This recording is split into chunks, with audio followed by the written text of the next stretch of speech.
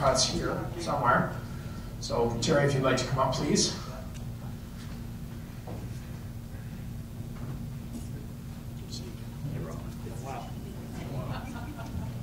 And I also see that Judge Hugh Fraser is in the crowd. If you'd like to come up, please. Thank you very much. Appreciate it. And Carolyn Waldo's here, which is awesome. It's good to see you again. You too. And last and least, I'd like Tom Pullen to come up. News is consistent anyway. That was your brief introduction. So as you all know, I'm Rob Ham, and I was on the first panel, and now I'm tasked with asking these guys some really difficult questions. And the theme is basically the same, athletics for life, and those are the questions I'm going to ask. They're all leading questions, so it's so I'm going to ask Judge Hugh Fraser first. Who was the major influencer in your early life that you decided that you were going to pursue athletics? Who was your major influence? Yeah, great question, because not true. I was also a first generation Jamaican immigrant, and my parents had no interest whatsoever in sports, and none whatsoever. So actually, I was. I remember in public school, in gym class, they had these sort of grainy films that they were showing us, and I saw a film of I think it was Harry Jerome, a great Canadian sprinter, who I think it may have just set a world record. I remember just being fascinated by that, watching it, and saying, "I want to do that." And from there, I entered a public school a track meet, and then tried out for track in high school, and didn't make my track team the first 2 times that I tried. It wasn't until grade 11 that I made it, but I was so enthralled by watching that Olympic performance, that I was hooked. Awesome. So Carolyn, we all know about your accomplishments in sports. Like everybody from Ottawa knows all of your different accomplishments in sport. When you were younger, were you able to participate in other sports? Like when you were younger, before you picked one to specialize, did you do other sports? Actually I hated swimming. I almost drowned when I was a kid, so water was the last thing I wanted to do, was to be in the water. So elementary school, I did everything, and my parents encouraged me to do absolutely everything that I could. My mom really insisted that I learn how to swim, although I hated it. Finally, I was only 10 years old when I learned how to swim, which is actually very late in life for a lot of kids. And then when I realized, oh, I'm not bad because I float really well, and I can hold my breath. So then I realized, oh, I have a skill at this. And then I think, like anybody, when you find something that you're good at, you want to pursue it. So I realized that there was something about synchro that I was good at, and so I pursued it. So that's where it took off. So Terry, you've been covering participating in sport for a lot of years, and you've covered many athletes at every level of sport. What, in your opinion, sets those great athletes apart from the other ones? I thought you were going to ask me a synchro question. Because I've tried it before. You've tried everything. I saw you in the race car on the news the other night down at the Aviation Museum. Yeah, that you was looked petrified. It was easier than synchro. The comment, I marvel at the athletes that I cover, and for a number of reasons. And I think that's the most joy I get out of working in sports, is watching how good they are at what they do. And it's the strength. I spent a lot of time today with Lori Kane and Brooke Henderson out at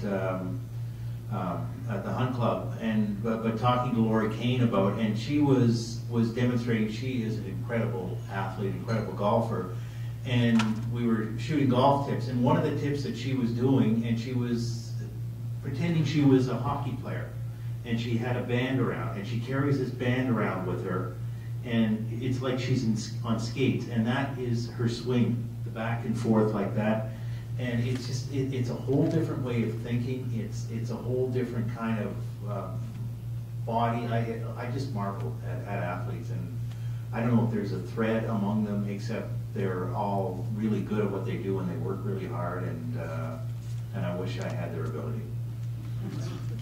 So, Tom, You were one of the first athletes from Ottawa, and I've done my research, okay, to receive a major scholarship to a Div 1 school in Michigan to play football. How in the world did that happen? I have absolutely no idea. It's funny, they say you got to fail to win, and I picked the wrong thing to fail at. My father, as many of you know, was the director of education here in Ottawa. I was in grade 13 and apparently didn't study enough because I failed 3 subjects in grade 13, no, 2 subjects, one of which was English grammar, I will always remember.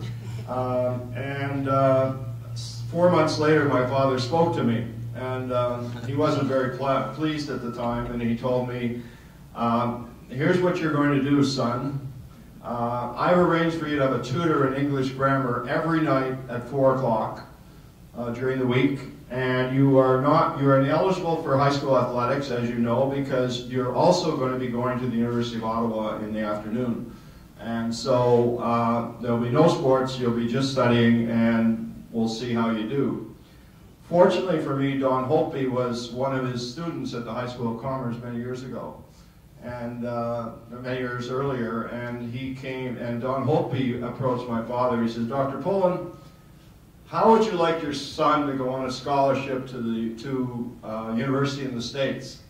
And my father said, why would I allow that? He said, well, first of all, it will be a paid education. Now, my father wasn't really bright in business, but he understood free. And he decided that, he said, I'll let him go, but only under one condition.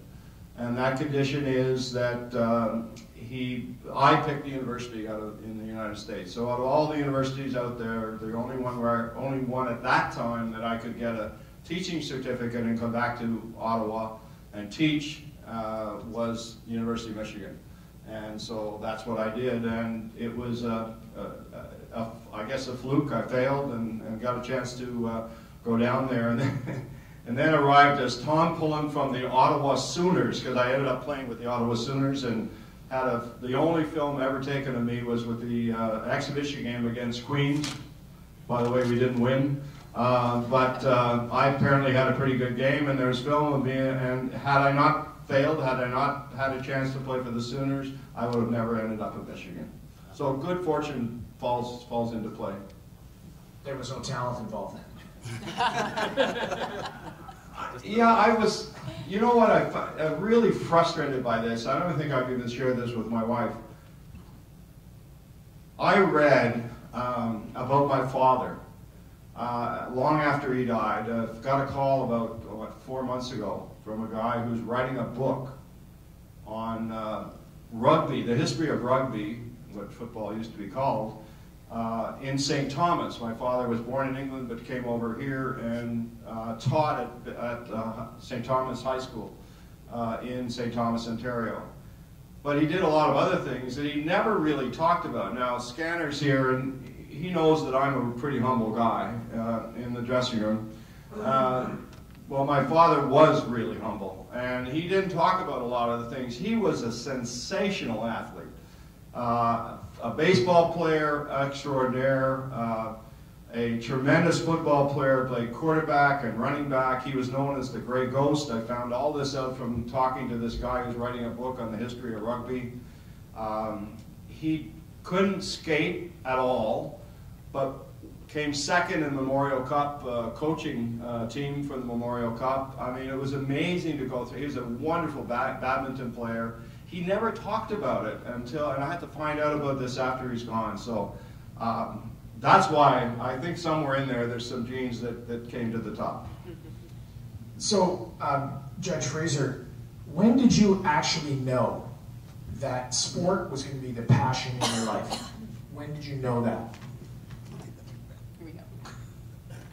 And sport was something that I played a lot of sports as a kid, just loved it, but played it for fun, or it was something to pass the time. And I was trying to do well in track in the later years at school, but I had no thought of going past high school. And then I mentioned Harry Jerome earlier. I come back from a track meet where I done quite well. Just hang on the background. My mother said Harry Jerome's on the phone, wants to talk to you. I thought she was just pulling my leg. She said, no, there's a guy named Harry Jerome. So I went in and talked to him. He says, I was at the track meet today. He said, I saw you run. He said, you're going to represent Canada one day. There's no question in my mind that you have that talent. So he said, it's something you better start thinking about because I think you have that potential. That's the first time it dawned on me that maybe I can do something with this. So it took somebody that was a role model for you to actually talk to you and say, you know, you've got it. Whatever that it is, you have it. Absolutely. Wow. Can I weigh into this? Because I heard Hugh's story. He was a terrific keynote speaker at the Carolyn football banquet, but you talked about your dad especially, who never saw you run track until you ran in the Olympics. And you talk about a parent and how important, and your dad was almost, it sounded like a blocker in you getting into sports. Your mom saw you once in high school, and then she left after your first race because she thought you were done. Yeah. It's incredible. Yeah, they had no inclination on how, and it's funny to be talking about free education because it wasn't until later on when my parents realized that he might get a free education out of this. Because I mean, and you talk about overcoming adversity. I think Rob mentioned that earlier because it happened so fast for me, and then at 17, I'm in my grade 13 last year of high school, and I've got a drawer full of scholarship offers from the U.S. schools. And then I tore a muscle very badly, and didn't think much of it at the time, but it turned out that that leg just wasn't healing. Of course, just about all the schools lost interest. I think Ohio State was the only one that's still interested, but I did not do anything physical for an entire year. I could not think, so I ended up not going to not doing anything in sports, going to Caden school, but with all the time on my hands because I couldn't do sports, I hit the books, and I just studying and became a much better student. A year and a half after the injury, I was able to start competing again and continue with my athletic career. So your experience getting injured, your experience in trying so hard in sport, would you say that drove you to become a more academic person? Without question, I mean, it's one of those things that you were very upset at the time. When I was told at 18, you may never run again, and that made me quite bitter. But looking back, I realized that's probably the cue I needed to become the student that everyone thought I could have been. So one of the important lessons I certainly have taken away from sport is how it helps you to deal with adversity in life.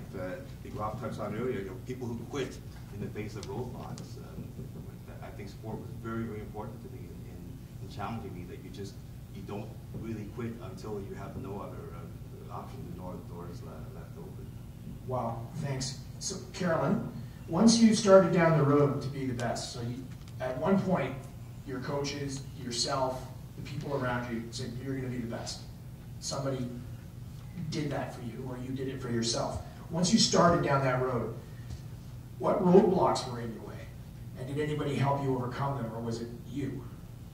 Well, I actually had a coach who said that I would never be a world champion. So I actually did have a coach that didn't believe it. I had judges that said I had the ugliest smile and I should submerge myself the whole time for 4 minutes and not breathe and paint smiley faces on my knees because I was really ugly when my face came up out of the water. So there were challenges, needless to say. There was definitely some bullying, as a lot of people have experienced as well. But I think just become headstrong. I've always learned to let things roll. I think something that I've learned as well through sport is I have two little people on my shoulders. And I've learned over the course of time, I guess you get more wise as you get older and you aren't so hard on yourself. But when I was young, I was very hard on myself. So I'd have one little person who would always give me the kick in the ass, saying, you gotta work harder, you gotta work harder, you gotta be stronger, you gotta be faster, you gotta be higher, all that kind of stuff. And then this one that would say, okay, take a chill pill, don't listen to that person, just relax. And I think probably failing, honestly, is probably the biggest lesson I think that we can all learn. I was undefeated for 4 years, right heading into the Olympic Games. 3 months before the Olympic Games was a pre-Olympic meet.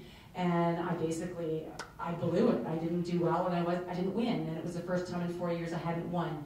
And I got out of the water, and I was bawling on because I still had to swim that night, but it was gone. I wasn't going to win, and I realized, wow, we're so hard on ourselves, and we have to realize that we are human beings, I guess, in life, and that we can't always be beating ourselves up. That we have to learn through adversity to be able to get over things and become stronger because of it, and learn from the mistakes. And I think that that's probably my biggest lesson from sport, is because I was a real perfectionist, is trying to be easier on yourself as well, not beat yourself up all the time. So, Terry, in your opinion, just from covering sport and being a participant in sport, what's the #1 barrier that's facing young athletes right now? What is the #1 thing that you see in your observations that's not allowing our young people to be athletes? I just want to make a quick observation. You got an Olympic runner, Olympic champion, professional foot, and you got me. That's okay. We're diversity in action. Well, I would put a 1A. I think money would probably be #1, and I think it's a very uneven playing field that kids are in right now, that they're playing on because of economics. And you look at sports like hockey, soccer has become like that. Sports has become a rich person's game, and a lot of kids who are terrific athletes are not able to compete and don't have that push and don't have that support because of economics. And I would probably say that would be it. And I would say close would be the parents, and parents who may have good intentions who become overbearing parents, and coaches who have good intentions who become overbearing coaches. And I think they kind of filter a lot of kids out of sport. And you know, Carolyn talking about failure, and I think a lot of kids, you know, run into walls and they don't have the coping tools to deal with failure, and that's a real tough one. So I think we lose a lot of kids just because of the environment around economics and just being pushed too much. I couldn't agree more. I think the #1 barrier right now facing all of our young people is the economic side of sport. It really is, and when you think about hockey especially, I don't want to pick on hockey, it's so expensive that there's some really good athletes out there that are missing out on a great experience in sport, and that could even be rec hockey. So, Tom, what was the role of coaching, both good and bad, in your development? I mean, you were coached by a guy named Bump Elliott, so that couldn't have been bad, right? My Bump Elliott story, you know, I'll tell you the impact I had on the University of Michigan program. As a freshman, you don't play. They went to the Rose Bowl and won. You play on the shit squad, whatever they called it at that time. But so then you didn't play. You played with the freshmen. You played with the guys who never played in the game the week before, the Saturday before. So they won when I didn't play. So then the next year, you got to understand, I'm Tom Pullen from the Ottawa Sooners, and I'm playing against All-American this and All-American that and All-American whatever. And not only that, but I was a Canadian, and I had alumni send me letters saying, you should go home or play hockey because there's not a room for you on the team because my boy from Niles, Ohio is got to play in the next game, not you. So you got to be lucky along the way, and I was number 7 on the list of 8 tight ends at that time, I was playing defense actually, defensive end, and all of a sudden 3 guys get hurt, and I go to first game in Raleigh, South Carolina, or North Carolina, wherever they are, and 108-degree temperature, never played in that before, and their guy, Bill Yerby, who's on the bench with me, who ended up playing with the New York Giants, he says, so you got to use oxygen. I said, what do you mean you got it? Well, you got to put the oxygen on your face. And okay, so I did that. Anyway, long and short of it, someone got hurt. I'm the backup that day. I played well enough, and I ended up starting my first game at the University of Michigan. Unheard of for a Canadian to do that. So you got to be lucky. along the way. And but I think we're missing something, and I want to really emphasize it. I didn't have any clue that I would eventually become a professional football player. I really can honestly say I did. But I had coaches who must have thought that, because, and I'm talking about parents who dedicated thousands and thousands of hours to me and to the other guys that I played with, and they're the ones that got me to where I ended up going, because without them there's no possible way. But the coaches, you know, when we were here, we had one or two coaches. Don Holtby was my coach at the Sooners, or was the general manager, and I'm in this game with Queens, and all of a sudden he's on the field, and he's the quarterback.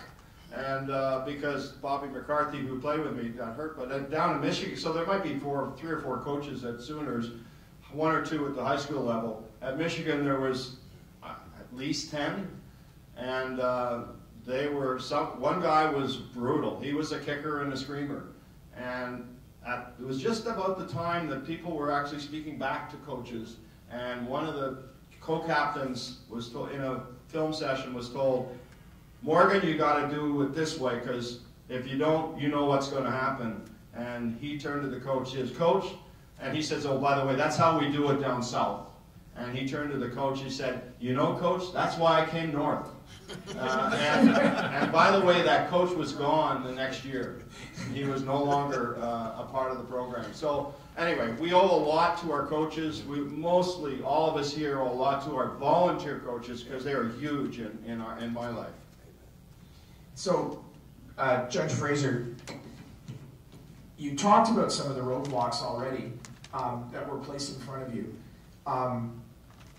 Can you elaborate a little bit more on some of the roadblocks that were placed in front of you as you were coming through to be an Olympic athlete?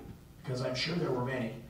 And what were you able to do to overcome them, and what skills did you gain from that? I suppose you could call it roadblocks. I look at the challenges as well, because maybe it wasn't a wise thing to do, but when the year of the 76 Olympics was also my second year of law school, so an extremely busy year. Maybe on reflection, if I'd been smarter, I would have taken that year off to train, but I was trying to do the full academic load in law school and train and go to training camps and sort of get back and catch up on notes and things. But it was all leading towards the Olympics, and then in London, England, I guess 2 weeks before the games, I hurt that leg that I'd hurt before.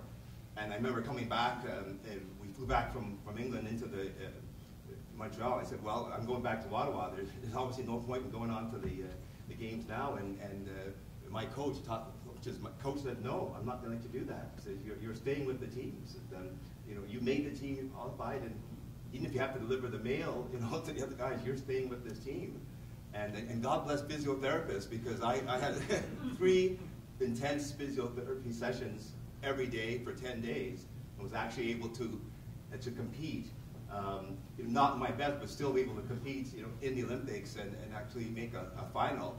And I remember thinking at the time, I would go home, because it wasn't much point, and I'm still young, and maybe in 4 years' time I'll make the next one. Little did I know, 4 years later there was going to be a boycott. There wasn't going to be a next Olympics for me, and I almost have cold sweats sometimes looking back and thinking, what if I didn't have a coach say, "No, you're going to stay with us and we're going to work with you"? What if I basically quit on the team and left?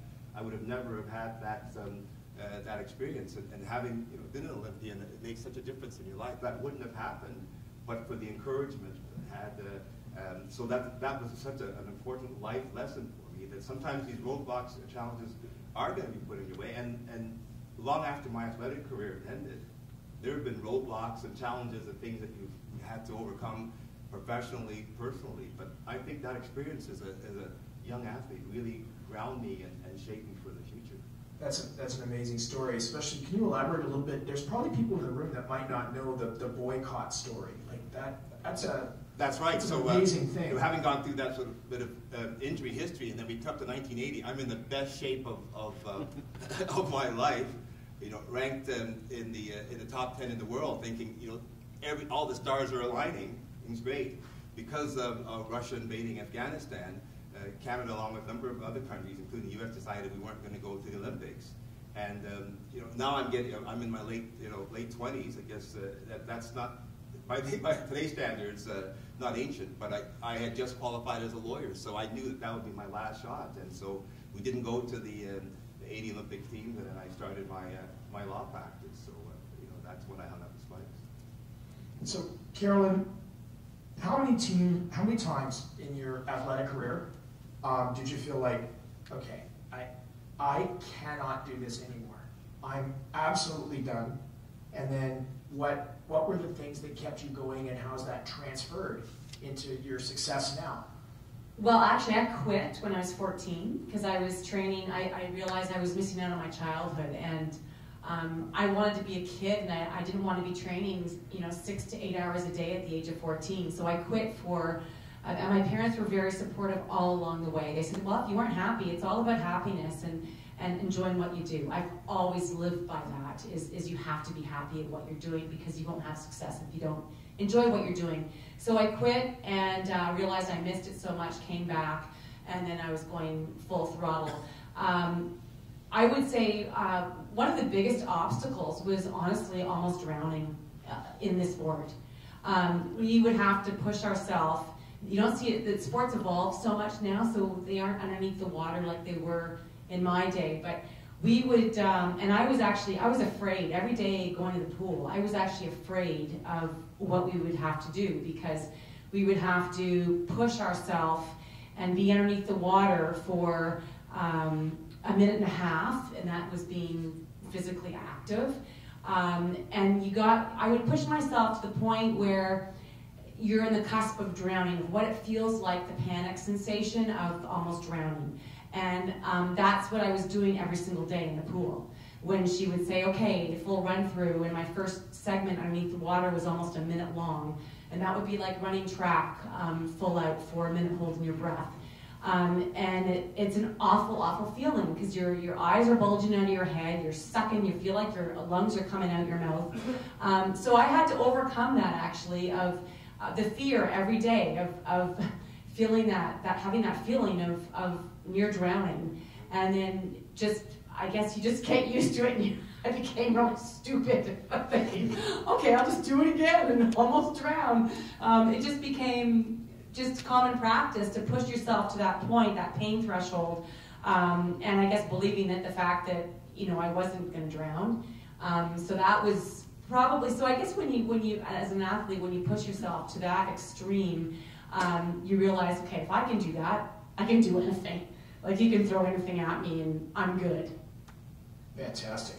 So Terry, we see a ton of young athletes reach a certain point in their life, and they just decide enough is enough. Like, we see this all the time. In your opinion, because you covered this and watch it happening, why is that happening? Like, what's driving that they just give it up too soon? Well, I think Carolyn hit right on the head. It's got to be fun, and I think for a lot of athletes, it's not fun, and they may enjoy what they're doing, but they're being pushed along by coaches, by parents, whatever, and they end up not enjoying it and dropping out. And the athletes that we cover, and I try to stay away from young kids, covering young kids, because I think it puts pressure on them, and I think there's too much pressure on the athletes that we cover with the Red Blacks, the Ottawa Senators, even the junior players. They're the finished product, and they have persevered and made it through. And we don't see the great athletes who, for various reasons, don't play junior hockey, don't play professional football, and may have the talent to do it, but just don't want to do it anymore. And quite often it's just too much pressure. Great. So Tom, how did your experience in sport as a young athlete prepare you for life as a pro football player, a teacher, a mentor, and a husband and a father? What was it about sports that prepared you for that? I always tell students of mine that sports is going to help them become better at whatever they do, but especially getting their life organized. In the raw, my wife will attest to this, I am not an organized person. but I had to learn through organizing practices and schedules and everything else. I had to learn how to become an organized person. And I'm still not an organized person in the raw, but I'm better at it because I've forced myself into systems and procedures that allow me to take allowances for things like that. And I do the same, try to do the same thing now with my life. And I'm involved with Kiwanis, and I'm involved with BNI, and I'm involved with the company I do work with, and I'm involved with teaching at Algonquin College. So I still use those skill sets. But I got to mention something before I give up the mic. I had to learn. I joke about it, but I learned early in life about bullying, and it was hard to believe, my father being a former director of education, that I would be bullied in the high school system. But I'll never forget getting a letter from someone telling me the only reason I was on a basketball team at the senior basketball, we went to the provincial championships with this team, the best team that certainly in high school and basketball that I've ever been part of. And I was told by this nebulous writer that I was only there because my father was the director of education. And I hear about kids being bullied, and it happened way back in our day, as well as the way it's happening now. And so you learn that that's the minority, thank goodness, because most of the people in my career have been very supportive. But bullying continues, and it's a joke. It's a laughing matter now, because there's some people in this room who are very active in bullying me because I let a couple of goals in that were obviously not my fault. Okay? And I announced the other day that Bobby Orr at the Wayne Goodranson golf tournament, Bobby Orr had scored on me. And I think, that's a very good thing that I let Bobby Orr score on me. He scored from the blue line, which is not a big deal. Lots of people have scored from the blue line. But he scored from his blue line. And the challenge I had was that no one believed me when I told him I was screened. It wasn't my fault. Not my fault when a goal goes in when you're screened. It's the defenseman is in the way or the forward deflected it. Never my fault. So I've learned to overcome the challenge of bullying. So, are there any questions from the audience? I'm sure there is. I'd like to ask a question just around, one of the things we talked a lot about is body awareness and body size, but I don't hear, I looked at athlete mindset, the mind. We talked a lot about youth and the challenges they're facing. I see a lot of youth now with high anxiety and high stress, and I think athletics can play a great role in improving that, but also has, from what you said around the parents, has been a challenge as well. And I don't see it changing. And there's so much information overload now that it's amazing to me. Within our office, we have quite a few young female and males who have come to us and said, I just have to let you know I have high anxiety. And I was shocked how many coming to us out of school. How do you, is there something we can do, or are you seeing that? Is this unique that I just happen to have 9 millennials that 7 of them have told us this? I just think stuff's changing. So the mindset of it, the mind of the body awareness. I'd love to just hear some thoughts. Sorry, I know that's a really long one. I see it every day. He's the brightest guy on the panel. You go ahead first. No, I was just going to say, I think we touched on it a little bit earlier. I see a lot of that too. I think that athletes and non-athletes, they're afraid to fail. I think that's why I talk so much about some of my disciplines, because they just have this sense now that you start on a certain path and it's all going to be straight up. There's no leveling off, no downs, and if something happens, can't deal with it, can't cope with it. I don't know if it's the stress that's being put on people to overachieve, to excel, but the greatest lessons I've probably learned, not from my victories, but probably from the defeats. I think there's got to be fun too. I think coaches play a big role in this, and parents. Is that you can't always be, hammering the kids on top of the head. They have to have. There's a time and place where you got to work really hard at practice.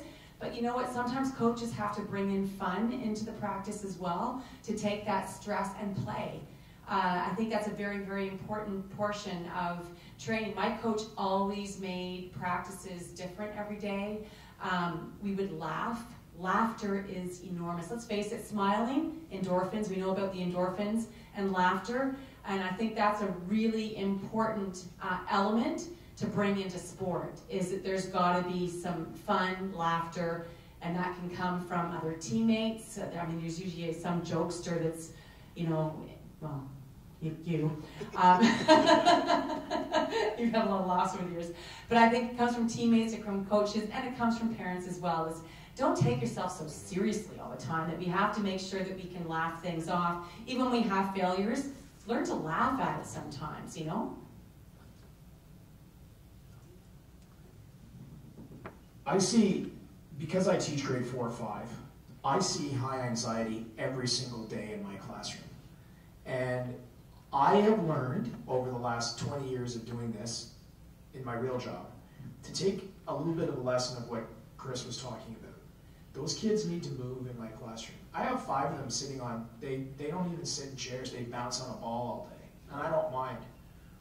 I'm okay with that. I have another 5 that stand up all day and do their work. They're a lot happier. They're doing their work, such as it is in grade 4 and 5, but it takes the adults in the room, whether they're coaches or teachers, to understand the people they're working with. You have to understand the dynamic of your team if you're a coach. Who do I have on my team? What are the motivators driving these players? What are those things? Once you understand that as a coach or a teacher or a mentor or a supervisor or whatever your role is, then you got something. And it happens to me because I believe in it. It happens to be movement in my classroom. It works. Now, it doesn't always work. I'm not saying it's a perfect classroom. None is, but it's helped a lot. Fidget toys, no, we don't have those. Good. Okay. Awesome. Can I introduce our next surprise? Sure. Okay. Go ahead. You've heard impromptu from 2 members of this family, and I thought it'd be fun to have these 3 people to come up, and they don't know I'm going to ask them. I'm going to ask Maurice Racine, 17 years CFL icon, and his son Tom, who you've heard from, asking some great questions. And the person you haven't heard from is my favorite, because he's a goaltender, who's never invited me to be part of his goalie school, by the way. That's another story. I can ask them to come up, and Rob's going to ask them a couple of questions as a sports family, how they ever got along. Okay? Go ahead. We're done, folks. Thank you. All right, thank you. Thanks a lot.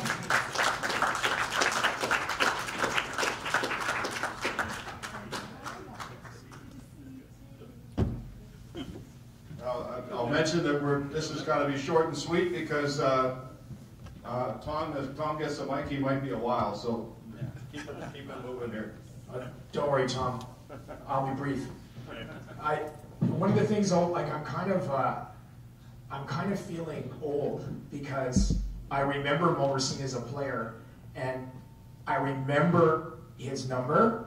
I had his card. I went to every single Rough Rider game during the 70s that he played in. I mean, I'm like in awe. So, I mean, that's how deep, like, you remember things when you're 14 and 15 years old, of your experience in sport. And here's Mo Racine. And I played offensive line in university, and he was one of the greatest offensive linemen to ever play in the CFL. I'm buttering her up now, Coach. Okay. All right, first question. So either to Tom or Bruce. Who's Bruce? What is he? No, that's Bruce. Bruce was an NHL goaltender who won the Stanley Cup with the Pittsburgh Penguins, I believe. That was back 92? 91. And Tom is was a police officer, sports writer, athlete, obviously hockey coach, a lot of different hats, right? See, I do my research. Tom told me what to say. So, that's good. So, what was it like for you boys living with a sports legend father, and how did that shape your attitudes towards sports and life? I better start, right? No, I'll take it. Well, for me, obviously I had Tom, another brother Scott, and Dad as role models. Me being the youngest, I was able to observe a lot. I'm always told that I'm quiet, but I was very observant. And this guy beside me obviously was a huge role model for me. A true champion. Every sport we played at home, basketball in the yard, pool, just throwing a ball, whatever it is, he had to win. Would not let me win at all. You know, just to the point of even just playing a game of pig basketball, he had to win. So I never beat him. And I think that really hardened me along the way, in a good way. Obviously, growing up, seeing him with, you know, the iconic picture holding the cup was very inspiring to me. But the one thing I do want to say, and maybe it's because I played hockey and not football, but he never pushed me. Never said go train, whatever. He did have a common phrase, don't cheat your body. That was one of his common phrases to me, don't cheat your body, work out, do what you gotta do. But he never made me play a sport or made me do it. I always wanted to do it, wanted to play. So that was a big part of it for me. But the biggest, you know, the real biggest thing was the hardening that he gave me. So I wouldn't call it bullying or anything like that, but just his will to win and seeing his champion attitude propelled me to want to be a champion. And, you know, to kind of go around to all the conversations tonight, it was huge for me, obviously seeing that up close, but then actually getting close to in college and winning championships, and then in the pros, being around Mario Lemieux, Jaromir Jagr, all those great champions. It just, it helped me tremendously in that sense. Tom? Oh, You're awake. You're awake. I'm awake, Dad. I have to drive you home. It's like driving Mr. Daisy now. Bruce says it all in a little bit of the background, except I remember more.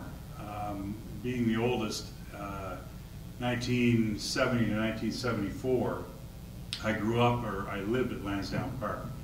And to follow those great athletes, except for Pullen, and you know, hang out in the locker room with them, it was. You'd get home and walk down the street, and all your friends would come running and say, "What'd you bring us today? Did you bring us a football, or did you bring us something, or can you get your dad to get an autograph?" I think that's when I started to realize, you know, that most of my life I didn't know what my dad did because I was just too young. I think it was 66, 67 I started to figure it out. But, you know, fast forward to 1974 when it all came to an end. I understood the business of it. I understood the passion. It's the one thing Bruce meant in the hardening. There was no one more passionate than my father. I was 12 years old at the kitchen table, and the Argonauts were playing, I think it was a Thursday night game at Lansdowne. And Dad sat at the table, but he didn't talk to us. And I said to Mom, I said, "What's the matter with Dad?" And she just looked, "He's got a game tonight." And every day after that, I knew it was game day, or game day was approaching, because game face was in our face for 24 to 48 hours. And I often said, like, you know, Toronto, Jim Corrigal. Jim Corrigal would try to physically beat the tar out of my old man every time they played. And when I wrote my father's memoir, I called Jim Corrigal and I told him that my dad said that you were the hardest, toughest, meanest son of a bitch to play against. His answer, good. and that was that. So the mentality that you grow up with, even though our society in this day and age is moving away from that, it's ingrained in my psyche. It's ingrained in our family psyche, because this typical, you know, post-war Canadian family that had nothing and potatoes and that type of story turned into, you know, somebody that we can be extremely proud of, and when you look back, meant a lot to this great community. He walks down the street today and they still yell, "Mow the toe." And that, I know, means a lot to him, and it means a lot to us. And writing his memoir meant that I got to sit with him 2 or 3 hours a week for a year and listen to the stories. And every now and then he'd get into a story and he'd go, "Wait a minute." And he'd look, "Where's your mother?" So, I mean, it was just a typical locker room type stupid story or a road trip story. But so I hope that answers your question. It's it does. Yeah. So for Mo, besides football, what other sport shaped you into the athlete you became and still are? Because we're athletes for life, right? So how did they develop your mindset? Like, what gave you that hardness to go against Jim Corrill, number 79 for the Argos, the double blue, hated. You have to remember where I was born. I was born in Cornwall, Ontario. And I lived on Belmont Street, which was a French section of Cornwall. Never spoke a word of English till I went to high school, so I had trouble. And it was a tough, my father was a hard-working man, a tough man. He drank a lot of beer, but worked hard, and he tried to feed us. It was difficult. I had 3 sisters, 3 brothers. And thank God my brothers started working at 15 and 16. They left the house, and I was able to start growing. So by the time I was finished high school, I was 240 pounds and 6'4". My training, we talked about that a long time ago, is the training that I had, because we had no TVs, no radio in the house. Sometimes there was we had a little radio with a French station would come on. Very seldom we had, so we went outside to play. I played softball, baseball, not basketball till I went to high school. But we played all the sports, hockey. We fought a lot. We stole a lot of fruits and off trees and potatoes and gardens and tomatoes, because that's the way we survived. I even stole milk bottles from the verandas so I could get your 5 cents for a bottle, because that's the way we lived in those days. It was a real bonanza when there was change in the Yeah, and if you picked a bottle and there was a change in it, you were lucky. So, but anyway, that's part of our living. We were never in the house. We had an alarm at, I think, 10 o'clock when we had to be home at 10 o'clock at night, because the alarm at the paper mill or the cotton mill would start, the siren would go, and we'd rush home, because we know if my mother catch us after 10 o'clock, we'd be in trouble. So that's how my career started of a lot of sports, because I played every sport. And if it rained, we'd go to the athletic ground and we'd play badminton or ping pong inside. So we never stopped playing sports. So that's why you were one of the best pass blockers to ever play, because you had great feet. And you couldn't use your hands like they can now. So it was all feet. Right. Yeah. Well, we learned how to spear with our head. True. And I think the hardest guy I've ever hit with a spear in my life playing football was Tom Pullen. He tackled somebody downfield on a punt, and I came in and I let him have it. I still have the memory right here. He's still got a broken bone there, so it doesn't show for it. But that's how you played in those days, and that's why I had a great career. But I hated to lose. My God, I hate to lose. I would swear for hours after when we lose a ball game, and it didn't matter. I wouldn't let those guys beat me at any sports. None. And they knew who the boss was. Oh, yeah. I was a gentle person, but Tom went to the police academy, and he thought he was going to be very tough. So he came home and he was going to put a move on me to hold my arm behind my back. So he came at me, and I kicked him as hard as I could on the shins. And that's a true story. They didn't teach us that at college. So I said, what would happen when a big guy meets you like a strong guy like me? He said, That's when I got him. yeah. But anyway, that's pretty well what started my career. I came here in '58. Greatest year of my life. The shoddy air, the Gatineau, the Standish Hall. My God, that's all we did. We practiced. And you didn't drink. And I didn't drink. I never drank in my life. I still don't drink. So I never smoked. So 2 out of 3 is not bad. What's the third? That's over. We started looking for my. Where's your mother? I'm looking Well, that's a judge. I'm looking for my mother. Okay, I can't thank you guys enough for taking the time to do this. So, I mean, like Morrissey really is a sports legend in this town. Maybe even more than Russ Jackson. So, I don't know about that. I don't know. But I played with him, so he was a hell of an athlete. And Yes. we had some great athletes in those days. So We're good. We're done. we're done. That's good. No, me first, I think. Okay, we're going to conclude rapidly. I just want to thank everybody for coming tonight. We got a bunch of different panelists together, and we got a lot of diverse and passionate opinions about what it takes to succeed as an athlete for life. There was a lot of different opinions here, and that's what we need to do to get the discussion going. I think it's pretty amazing that we got 4 generations of Ottawa athletes together in one room at one time. So that is an amazing accomplishment, and that goes to Tom and to Rob for putting this together. So 4 generations in one room is hard to get. An athlete for life, for me, means that you transfer the mind of an athlete into all areas of your life, both physically and mentally.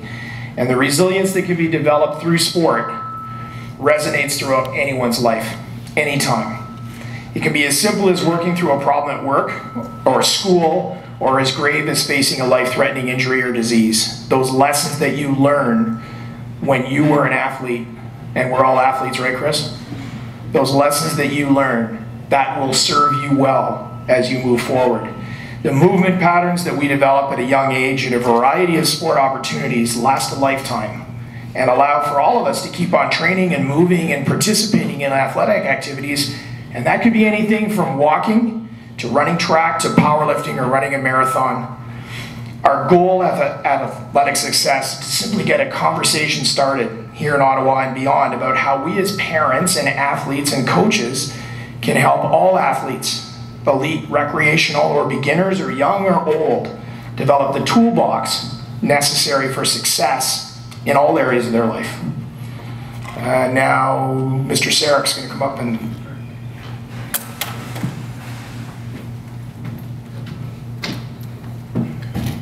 First and foremost, I'd like to thank from the bottom of my heart everyone who's attended this event. We truly do appreciate that you've shown up.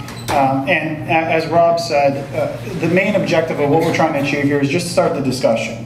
We had an incredible series of panelists, and in my heart, you know, athletics is not just about building skill sets and being a better athlete from a skill perspective. It's also being a better person.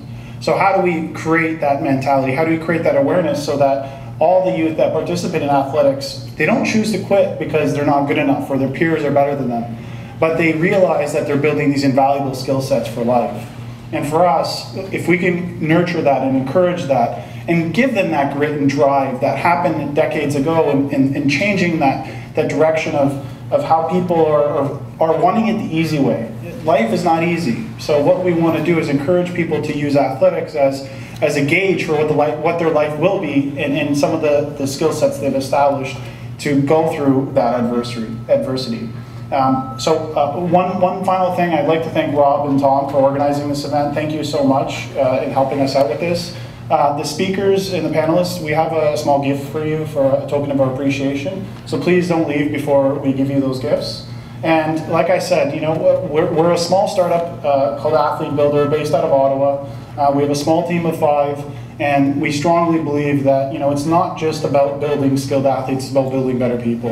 And we're going to continue doing these events. We hope to have this going on a regular basis, continually having these great panelists and sharing our stories and talking to everyone about how we can improve and make sports a continued important part of everyone's lives. So thank you so much for being here, and we truly do appreciate it. Tom, did you have anything to close off on? Nope. All right, thank you so much again, everyone.